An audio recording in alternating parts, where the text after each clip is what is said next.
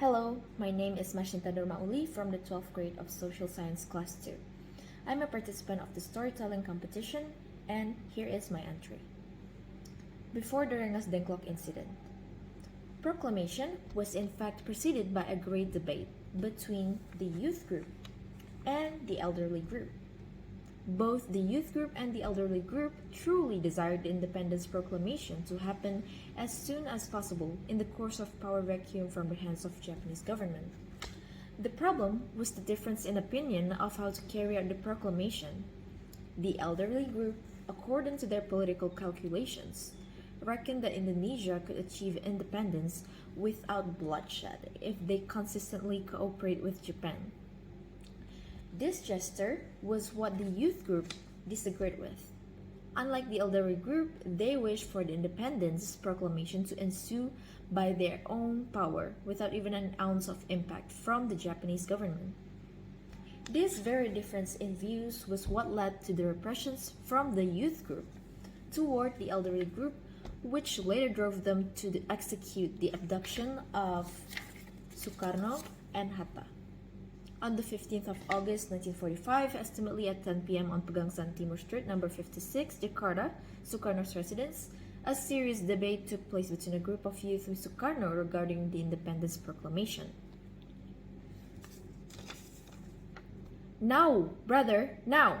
This very night will ignite revolution," said Charirul Saleh while assuring Sukarno that thousands of armed troops are ready to surround the city with the means to chase away the Japanese troops.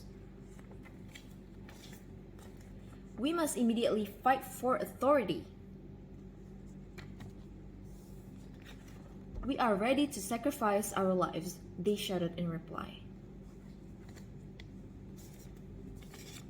Wikana even dared to threaten Sukarno by saying, "If Brother Karno doesn't issue an announcement this very night, it will result in bloodshed and slaughter tomorrow." Hearing those words of threat, Sukarno saw red and stood toward Wikana while saying, "Here is my neck. Drag me to that corner and slit my neck this very night. You don't have to wait until tomorrow comes." Hatta then reminded Wikana, "Japan is the past. We must now face the Netherlands, who will make efforts to return as the masters of our own country. If you think you are prepared and capable of proclaiming independence, why are you not proclaiming that independence by yourself? Why ask Sukarno to do it? Must we wait for that independence to be rewarded to us like gifts, even though Japan themselves have given up and subdued in their own holy war? Why is it not the people themselves who will proclaim their independence? Why are we not the ones to proclaim our own independence as a nation?" said the other youth quietly after his anger subsided. Sukarno said, "A handful of power isn't enough to fight against the armed force and the total readiness of Japanese troops. Say, what can you show me? Where is the proof of that calculated power? What are the actions that your security section are planning to take to rescue women and children? How to maintain independence after proclaiming it? We will get no help from both the Japanese and the Allies. Just imagine, how are we going to stand on our 2 feet by our own strength?" Thus answered Sukarno calmly. The youths still insisted that Sukarno and Hatta immediately proclaim the independence.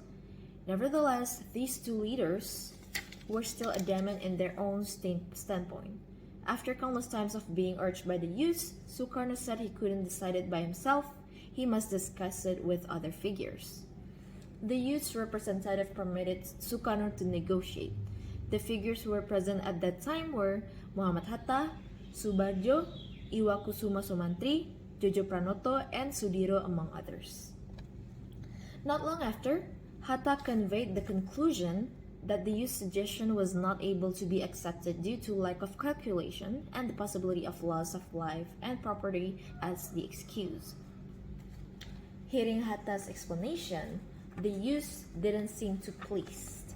They made a distorted conclusion abducting Sukarno and Hatta with the intention to get them away from Japanese influence. What do we do now? Sukarno and Muhammad Hatta are still adamant on disagreeing with our suggestion. How about this? We just exile Sukarno and Muhammad Hatta out of Jakarta to keep them away from Japanese influence.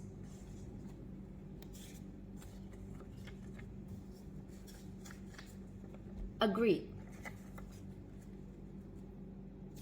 But there's one thing I'm puzzled about. Where is the place that we're going to bring those two nationalists into? We are just going to hand the task over to Singgi and Latif Hendraningrat.